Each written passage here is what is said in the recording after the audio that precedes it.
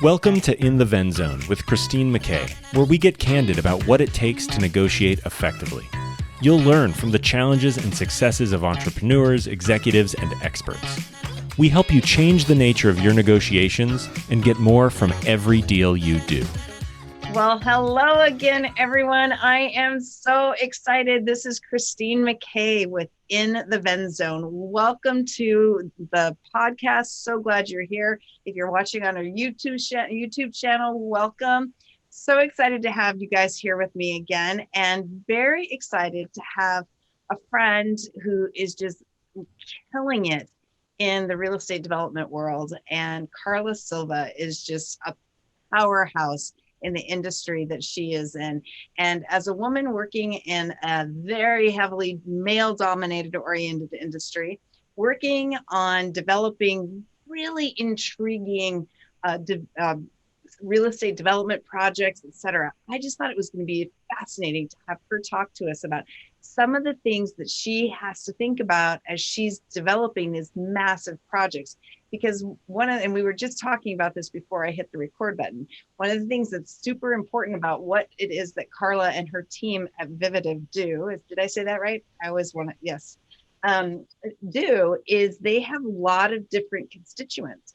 So when you're building or renovating a new building, you've got a lot of people with very, very different objectives that you have to bring together to make that project work. And so Karla is a master at that. And I just met the CEO of the company, and they were telling me that they're not letting her go anywhere. So very excited to have you. Thank you, Karla. Welcome, welcome. Thank you very much for the invitation, Christine, and and welcome everybody to listen in. Part of being in this industry is also the opportunity to share, because sometimes people ask me, how do you learn, and where do you go to learn about this? And it says, there's not really a school for this. It's really through working and getting very close to the people that are doing these developments that you learn. So I'm very excited. I love that. To be able to share. Well, and I love that, because so for the listeners who have listened to me on the podcast before, you already know this, but for anybody who's new and tuning in for the first time, the thing that In the Ven Zone is all about is helping you as small business owners, as negotiators, figuring out how to negotiate in a different way. And at my company, Ven Negotiation, we believe that you need to be practicing, that you learn how to negotiate, you learn how to be more effective as a negotiator when you practice at negotiation, which is exactly what you're doing, Karla, is you are practicing it every single day. So tell us how you came to be in this industry. It's definitely not an industry that has a lot of women flocking to it. And you had a very different career before you started working in Vivative. Tell us about that. Yeah, well, I come from more the creative world. I'm a designer and love also photography. So I work more for the entertainment industry, more specifically music industry, for many years when I came to United States. My major is in communication, so I always was involved with some PR, advertisement, but it was more creative.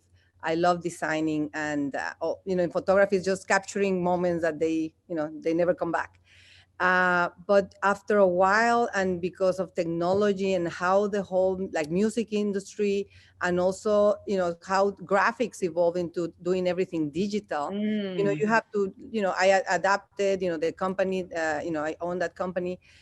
We went through a lot of changes to make everything from making everything digital, where before you had to literally put all the they used to call them color keys and match prints to send to printers across the United States, because the printing plants were on the other side for all these music companies we're working with, to just pressing a button and sending everything through digitally. So I worked there, but also it became very competitive. And every year the prices, we will have to drop the prices. And it's like, no, we're supposed to go the other way, because everything else, the rents are increasing, right, and you're competing globally. And also, because of the just new blood into the industry. You were competing with really young people that were working from home, so they don't have the you know all the overhead that a company that has True. brick and mortar and employees do. So at one point, I left what it was the niche of the music industry and work more with small businesses, and I'm very passionate also of supporting nonprofits. But Mm, also, budgets are tight when you're working with small companies and also nonprofits. And also, with age, you start thinking, okay, what happened when I cannot really work all night with a computer, creating work. mhm. And that's when I start really learning about how money can work for you, and investing, and just learning a lot of finances, which when you're a very creative mind, you don't even think of that. Like you leave that for the end because you are just involved in the new concepts and projects. But then when I start learning, and you see the different assets that you can invest in, and from something going to from mutual funds, or the very very safe, I like the assets that are tangible. Mm, I started wanting to learn more about real estate, and just with my own experience of buying a home when I arrived here, mhm. over 25 years ago, and seeing what the years do to a property in terms of Mm, the valuation that you get from the payments that you do through, and the mortgage payments through the real estate that in LA goes up every year. Start saying, what if I really, start learning more about this? And then I learned the difference between the commercial real estate side and the residential. And those are like, is a big, it's a big difference. And even though, there's a smaller transactions in the commercial real estate side, but those control the world pretty much. mm, So, and again, you start looking like, where can I learn? So I had the fortune really to be introduced to a company that they were doing, ground up development, and was able to learn. It was a, lot of trainings every day, because there's all these moving parts happening that they all have to, you know, take place at a certain point, and they have to all move, they have to all work in order for the project to move forward. mm. So it's been maybe like 5 years that I transitioned into this industry, and it's fascinating. I like learning, and every day is different. And I been working with Vivative. When COVID hit, the other companies, a lot of the projects, they were kind of on standby, thinking what's going to happen with rents, because all the Right. returns are with the rent projections. And they called me. I came to see to meet the principals and learn about the projects. And because these are not ground up development, when these are repurposing of a building, which is the Mhm. expertise of the company, the process of getting the permits is a lot quicker than when you go Mm, ground up. So then investors can get the returns faster. You see right. the progress move faster. And even though the three main projects that they have, they're in different side of the of the city. And it's I really got excited with the projects and the impact that you can have, you can make Mm. into a community. And you are right now sitting in one of those projects in Alta Loma. Tell us a little bit about that project. Wait, for those of you who are watching on YouTube, you're going to get to see this. For those of you listening on the podcast, you are not going to get to see how lit up Karla gets talking about this project. She gets so excited, and it's just fun to watch her talk about it. So tell us Yeah. about the packing flat. So this is the Alta Loma packing house. So this is a packing house in the city of Rancho Cucamonga.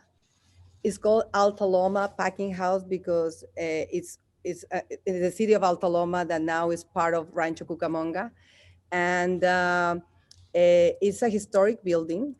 And back in the day when it was used as a packing house, it was because all this area, it was surrounded with orchards, mainly citrus, oranges and lemons. And this is where, they pack the produce to be sent to different places. So adjacent to this building, there was a railroad, a spur of the railroad, the Pacific Electric Railway, that just passed next to the packing house. There were other packing house, and this is the last one remaining. So it's very exciting to to be working in preserving this building and bringing it into life.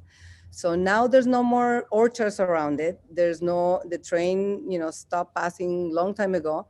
But now there is a bike path and an equestrian trail that, still is it gives a lot of energy to the city. Mm-hmm.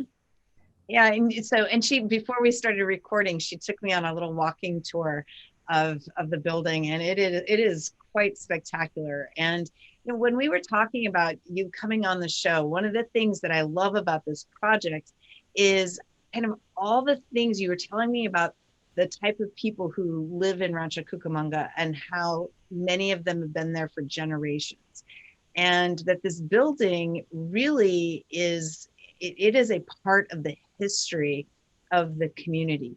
When you are looking for investors in the project, how does that fact that it is part of the fabric of that community, how does that impact how you find investors and negotiate with them for as they're looking at this property? Yes, well, I mentioned that the expertise of the Vivative group is to repurpose buildings. Mm-hmm. And the main thing that they see is the highest and best use of a particular building they're looking into acquiring. So, but when you go to every project, it becomes really personal to what is going to be around it.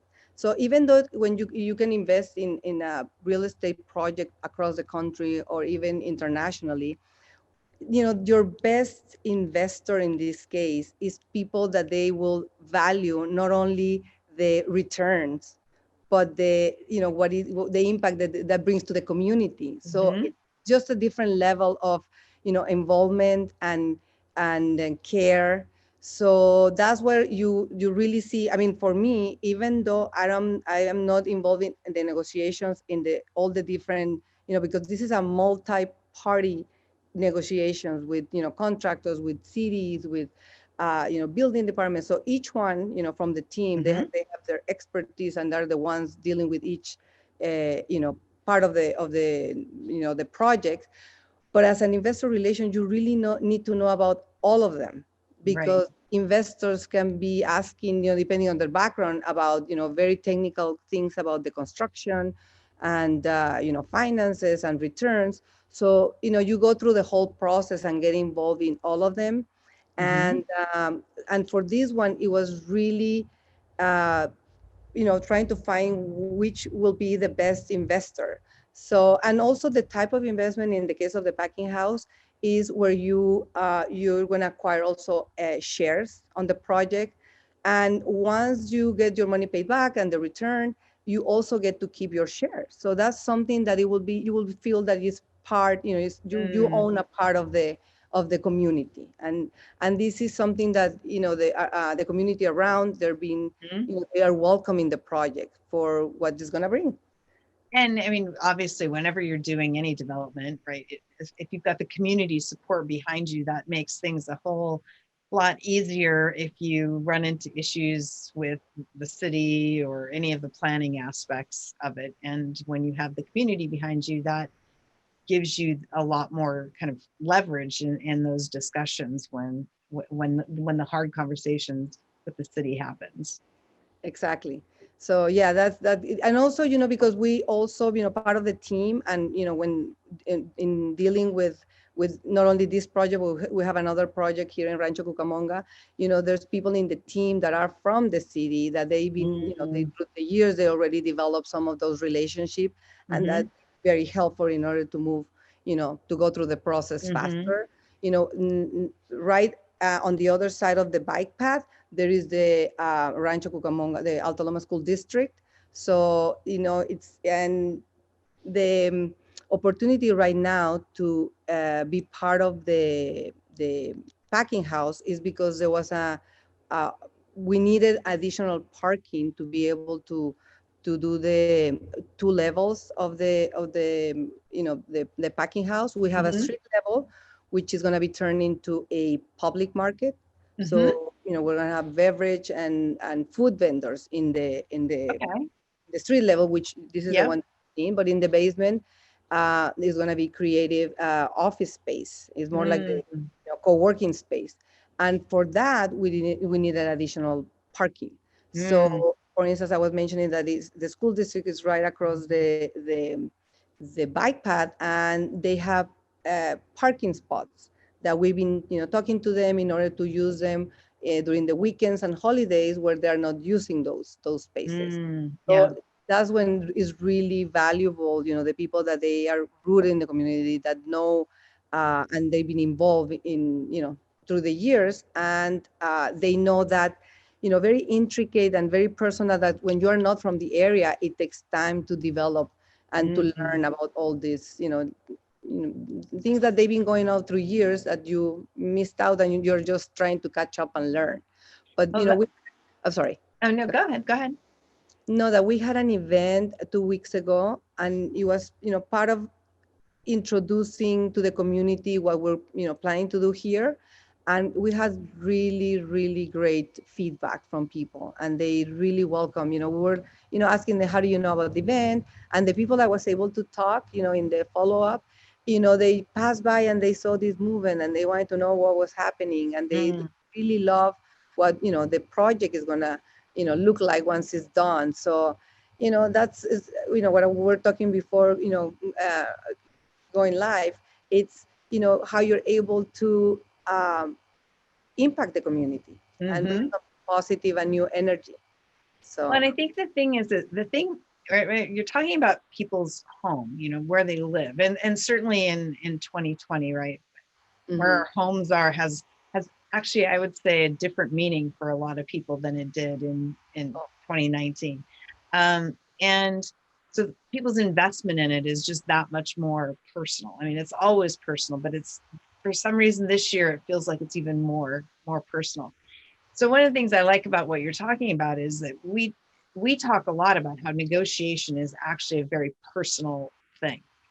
People are like, oh, it's just business. No, it's not. Because as soon as you have something, as soon as somebody has something that you want, right? And then you've got emotion attached. You want is a desire. So you've got emotion. There's already emotion in that connection. And so I think that's one of the things that I really appreciate about kind of the approach that you and the team are taking, is that there's this understanding that it is personal, that it is about the individual investor. It is about, the future people who will be enjoying the building. It is about the community. It is about pulling that together. And that all, I mean, when we were talking a couple of weeks ago, that all informs kind of how you, in your role, position the property to potential investors. Can you talk a little bit more about that? Can you, like, of course, confidentially, without mentioning names, kind of share an example of how you've been able to use that kind of personal aspect of negotiation to your advantage in terms of getting additional investors in the property? right. Well, start by understanding, what are the values for the community. What are the values? Yeah, Yes. values, what do the community value? And because Mm-hmm. they, really are rooted in the area, and knowing that we have the last packing house that, is standing, and the idea of preserving it, and, it's just something that they value and Mm, support. And is right. then how do they want to get involved? Because besides just, I mean, of course, it's going to create economy. And, because we have right now that I mentioned that we've been negotiating the property that is adjacent, where is the bike path. Mm-hmm. right in front of the packing house is really wide, the area. And we want to convert it and have more open, outdoor space, which right now is really, that's, restaurants and other places that are looking for those open Sure. spaces to, be COVID, to follow all Yeah. the new regulations. Um, it's preserving the history, is bringing something that is going to bring community together, Mm. creating traditions around the packing house, and because right now there's not that many places in the area to, like restaurants, and just like what this building is going to turn out to be. Some, like young people, they might go to other cities when they want to go, to a restaurant, or maybe, to find some, more outdoor experience, Mhm. or just to look for other experiences. They go out of the city, and they want to keep that the Mm. people, families in the community.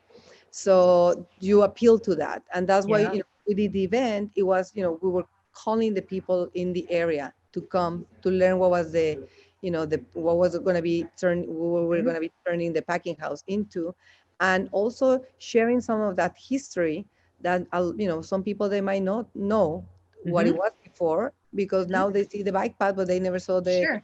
the railway, Right. rail. Well, you said a couple of things that I think it's really important when people are preparing to go into a negotiation. One of the things that's hugely important is knowing what you're good at. And so you've mentioned a few times now that Vivative is really good at taking existing buildings and, reworking them, refurbishing them, renovating them, and making them, successful and producing buildings. The other thing that you said, though, is that I think is really important, and because I think it's something that it could be easily glossed over in terms of what you sell, right? It's not the building, it's not the history even. What Mhm. the words that you said is that you're helping people build traditions Mhm. there, right? That that that that that, that yes, dang, that was very powerful. It's just like, and I want to make sure that people didn't lose that, because sometimes in negotiation we think that we're selling one thing, but we're actually, or we're talking about one thing, and people who've listened to me before know that sales is a part of negotiation. It's not the whole of the negotiation, but it's definitely part of negotiation. And so, but people think that, okay, so I'm selling this thing, and that, some people might say, oh, I'm selling, this space, right? That's not really what is it that you're, I was talking to a gentleman this morning for another episode. His name is Shay Brown, and he's a sales guru. And he's like, what is the benefit of the benefit of the benefit, right?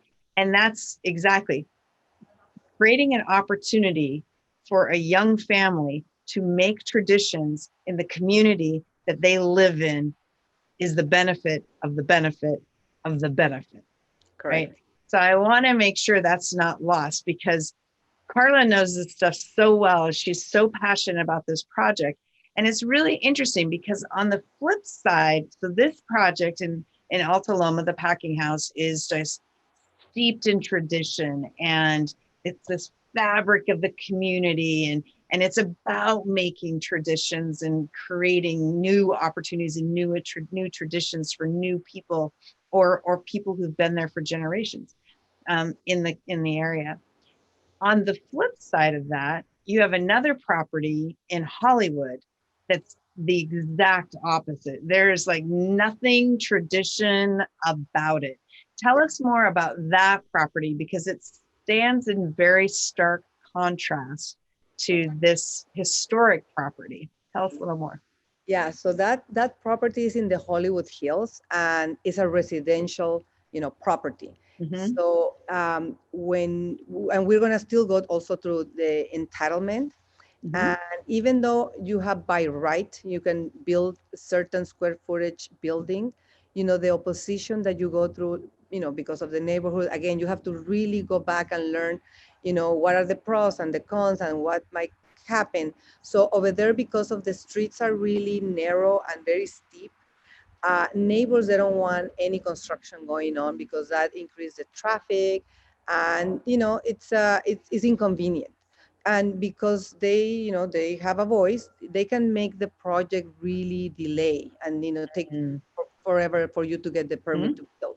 So when you start learning about the project, say, okay, what is the for me it works like a puzzle, and I'm trying to find those pieces that will help Mm. move the project forward, and it will make it easier.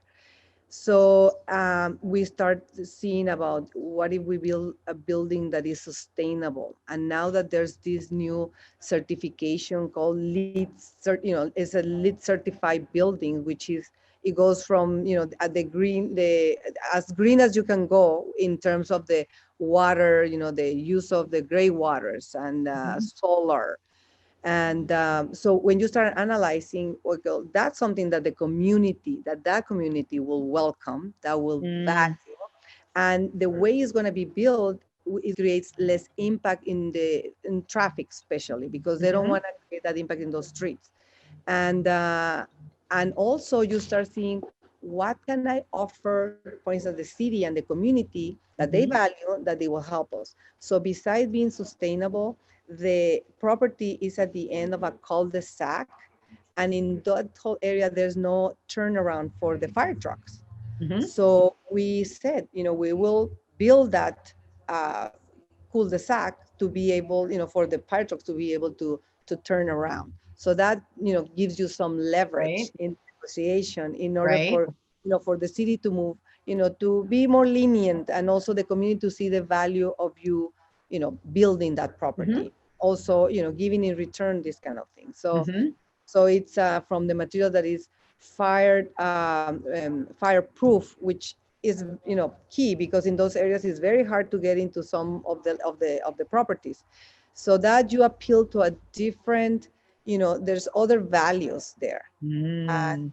that is just completely different. And again, goes back to learning the community, what is important for them. And this is Mm. going to be one of those like trophy homes that is not for everybody.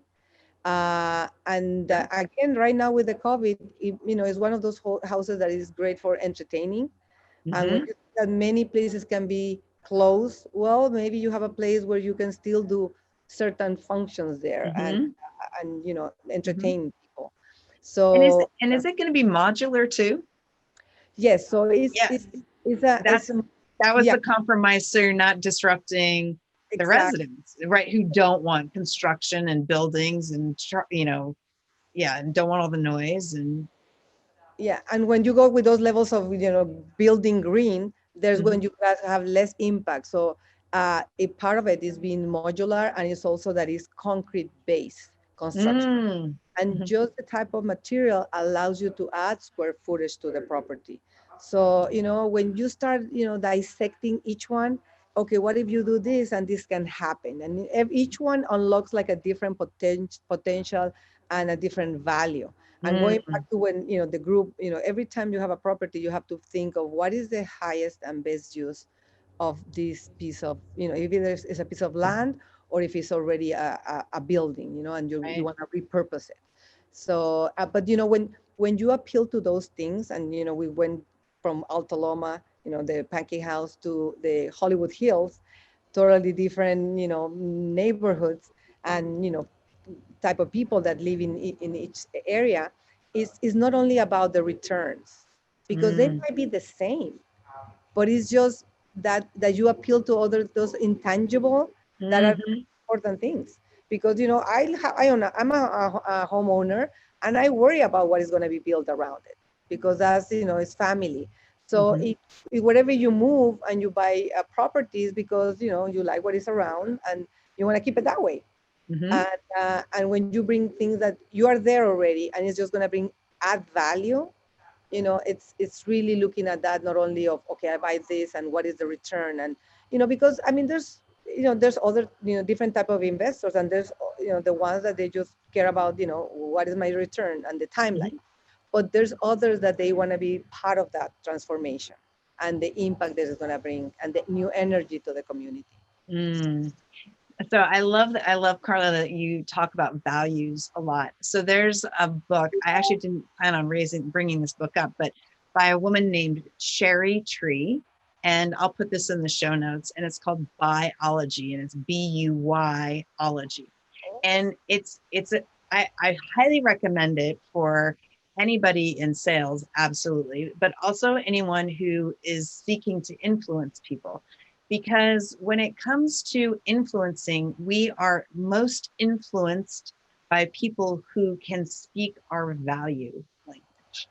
And so what Sherry did is she came up with this way of looking at how we buy things and the values that drive our buying decisions. And without even knowing anything about this whole system that she has set up, you actually talked about it. You've got investors who, like, it's all about the return and the timeline. You've got investors who are like deep on tradition and want, to support a project like the Alta Loma packing house because it's steeped in tradition. You've got, other people who want something modern and more high tech because it's either inconvenient for them or they want something that's more sustainable.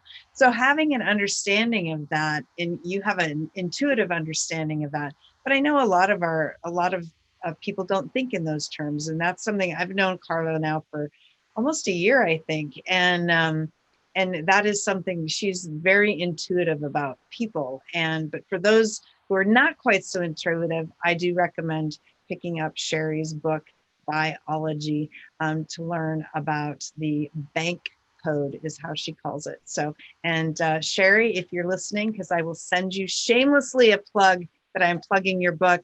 I want to get you on the show. So tell me a little bit more. So one of the things that's also very interesting about kind of the work that you do is that there aren't a lot of women in your line of work, and there are even fewer Latina women. So tell me what it is like to be a minority and a woman in this profession, and what are some of the things that you think where that is benefits you from in a negotiation perspective, and sometimes when it is not as big of a benefit for you? Wow, that's a great question. And when you ask me like why I started in this industry, I remember being at a women conference, a Latina National Latina Business Women Association. They had a conference, and one of the keynote speakers, and she was getting an award. It was the chief of staff, Ana Guerrero, and that one, she just spoke to the women that were in the audience, and she said, get into construction. There's going to be billions and billions of dollars that you're going to be missing, and you don't necessarily have to be the one building anything, but it's just everything that caters to construction, because it's just going to be a lot of investment there and a lot of work to be done.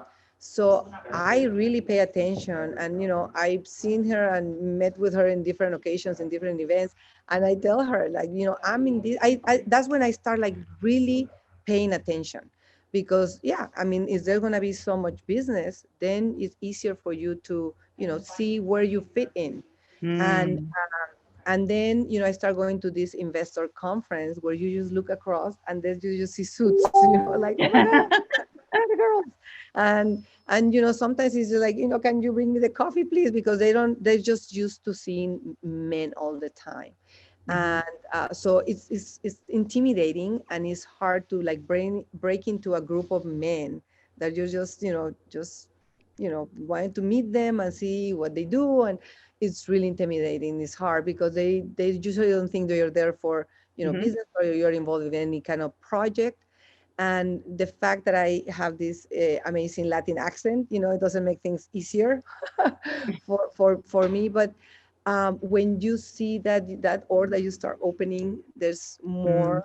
And actually, when I start working with the Vivative group, I arrive and it was like, oh, this is like an all boys club, right? This should be, ending pretty soon. So it's great that, it's just women see things different. You see things from different angles, and when they're open to listen to you, and it really makes you get excited about the projects, because you touch those fibers in people that, men, they, approach them differently. So, Mm. so it's just an industry that I never thought. I mean, I listened to it and I said, well, okay, there's going to be a lot of jobs there. But now that I've been learning so much, as I mentioned before, is how you can be part of, the growth of a city and the new energy that is there, and building communities and traditions. So and now that is, especially in LA, that there's all this diversity, and you want to make sure that you address all of them and they all feel part of it. So it's just incredible to be, learning every day is different, and also really opening doors for others to be part of this and to see the value of, buying an asset that's underperforming, that you really get it for like a super discount, and then Mm. just turning it and, creating value right away. And when you buy shares at the price of, where you when you purchase it, and then you see that transformation happen, and Right. also the increase in value, is really powerful. That's awesome. I think that it's really, I mean, one, it says a lot about you. But I think that, you know, women are so resilient at so many things, and men, yes, you are too. Um, but it is different for women. And actually, there's a bunch of research that's going on right now in the negotiation field, where it used to be in the, you know, 80s. Well, really, they didn't talk about women as negotiator in the 80s, but in the 90s, they were talking about women as negotiators in the early 2000s. And now they've actually changed starting to change the conversation to be more estrogen versus testosterone led in negotiation. And because there's some women who are much more testosterone led, and there are men who are more estrogen led. And so there's a growing body of research that talks about how the different hormonal impacts drive how we interact with people, and those interactions influence the outcomes of our relationships, and kind of how long or short term they are, etc. And so the things that you talk about is and I love, because you and I think a lot alike in terms of how we approach negotiation. It's like, who are all the constituents? What's Hmm. every possible thing that he or she could want, not want? What could upset them? And we try to figure out all the angles all the time. Whereas that's not the case for a lot of people. So a lot of people, and in fact, according to research out of Cornell, about 65% of negotiators are more win-lose negotiators. They're all about like just what's that bottom line. So 65%. So that's a lot. That's an awful lot. So how in real estate, that mentality, in my more limited observations of working in real estate and doing negotiating on the commercial leasing side, not on the development side, that kind of that winner take all kind of mentality. There's that, and this might upset some people who are listening, but that's okay because it's my experience. So it's just my experience. So that they tend to be more value taking. How have you reconciled that for you? And I mean, I already know that one part is that Vivative has given you, it has empowered you to embrace who you are in your role, not asked you to be somebody else. But for somebody who's listening who doesn't feel that they have that luxury or that benefit and that support, how would you counsel them? What would you tell them? Well, you first of all, you need to be willing to learn a lot. And at the beginning, just, take notes and really do your own due diligence and research and compare. Still Mm-hmm. compare. But then speak up. At the beginning you were like shy, or I felt shy to say something. But then when you just, I mean, sometimes you say, okay, what if we do it like this? And then they welcome that idea. Then you just feel more encouraged to do and bring more. So Mm. it's also for the people that sometimes they don't give opportunity to people, to some of their, employees or partners that they have less experience. People, they see things from different perspectives, and it's through their life, and you don't know what is that experience and what they can bring to the table to I think it's key that they've been very open, and then you just, again, they empower you to just bring Mm. more, and then you start, you feel more independent to continue to bring new partners or speak up and just bring more value. Mm. And it's incredible, with some of the few opportunities that I had to just be in programs like this one, that there's so many questions and people, they want to know, where can I go to learn, and how can I learn more, and who do I ask? And it's Mm. really, it's experience, it's being working close to people that they have a lot of experience and they're willing to teach you, and if you're ready to learn and ready to really put the effort, because they're not going to waste their time, and you have to be ready whenever it's like, just like today, we had the opportunity to be here, and they're like, yeah, I'm there, because in every time we sit down with different either investors or it can be, Mm. you learn a lot. It's not in a book, is part of the answers that come from from years and years of experience. So you got to be there and you have to be paying attention. So Mm. for me, I think it's been key that they've been very open, and just have the courage to speak up, and and there's no dumb questions. If you really you're paying attention, and you say, well, you just get curious about it, and do it your own due diligence, and work hard. I love that the word that you just said is kind of like my word of the month right now, which is curious. And I think that that's one of the things that I personally love the most about negotiation, is that negotiation is all about being curious about your counterpart. It's all about it's a moment of discovery and figuring out how you take moments of discovery to create a solution to a problem you both have, and you both have something that can solve it, but creating that opportunity to discover and uncover and explore together, and find a solution that works for everybody in a way that creates more value than you thought might have been there in the first place, which is almost exactly some of the same words that you talk about. Yeah, and you know what? Also keeping the goal in mind, because Mm. from talking to people, there's a lot of great projects, and sometimes they don't move forward because of ego, and not like, my Mm. idea is better than yours. But when you say, okay, you have a good idea and I have a good idea, how can we work out to get the project done? But when you're so centered into your own ideas or opinions, then things, they don't move forward. And I think I learned from you in one of the classes that I had a chance to listen, that there's this type of negotiators, and once you learn, there's one type that you don't even deal with them, because there's no negotiation, it's not going to happen. They're so centered in their own world, that they're not opening to hear anything else. So, Yep. and you just need to know which battles it's not even worth it to go there, and others where there's some opening. Of course, you have to prove yourself, you have to prove that you Mm-hmm. did your due diligence, that you're bringing something of value, that you took the time to really research, and you're not going to throw just ideas that are going to make people waste their time. But but also learning about who are you, who's on the other side, and what are their values, and what they come from, Mm. their experience, and also trying to keep in mind that it has to be a win-win, for the Mm. project to be, you know even fun. Yeah, everybody has to win something, right? If Exactly. somebody's losing something, and so for some people who've listened to me before, you know that I have kind of this thing about win-win. So because I was fortunate enough to go to Harvard and learn from the professors who came up with the whole concept of win-win.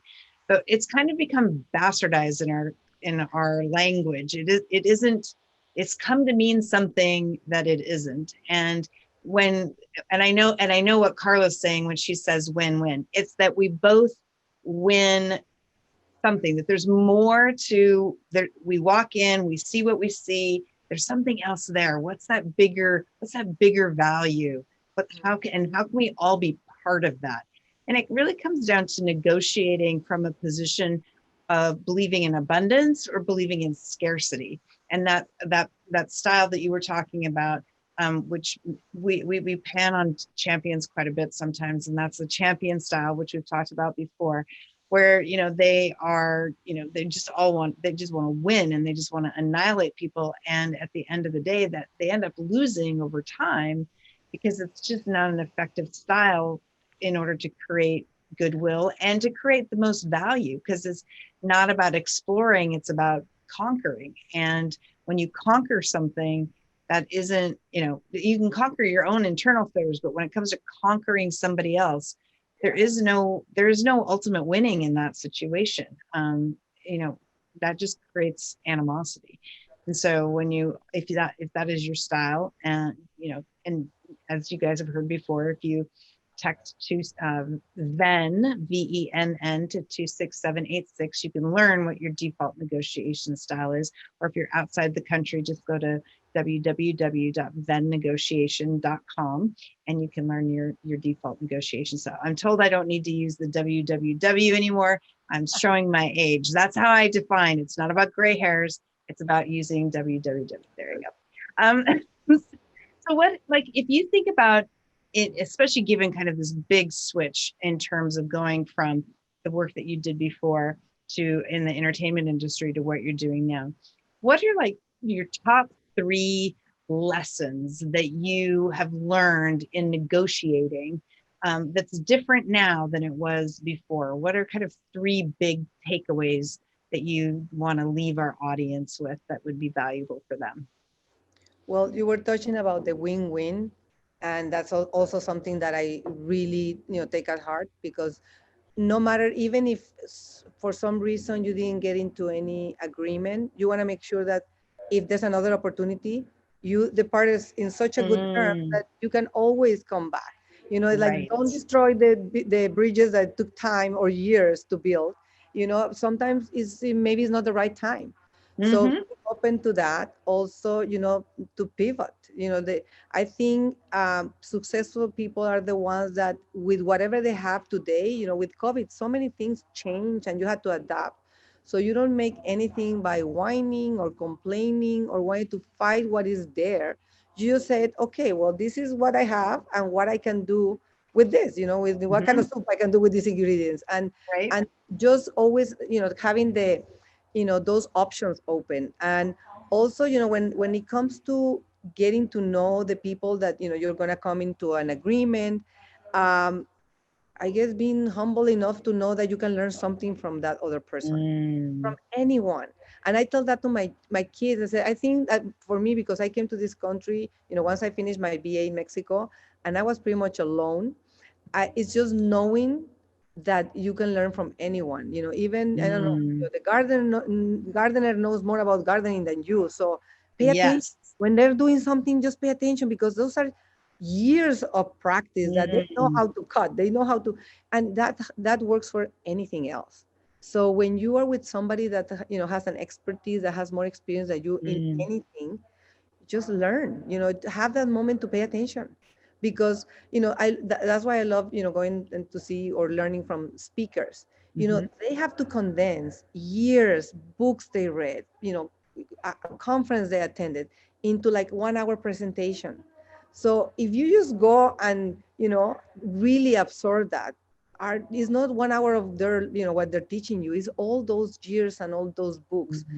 And also knowing that you read a book that it wasn't really word or comparing. So it's very valuable, the time that you have to, when you meet somebody, to have a conversation and make sure that it's not only like a monologue where you're just lecturing someone, but you learn as much as you can from that other person. And it gives you the tools for, and in another time that you have the opportunity to be with somebody that had the same experience. And I think just being, humble enough to know that you can learn. And in a negotiation, that there's something good that you can get from trying to get into an agreement.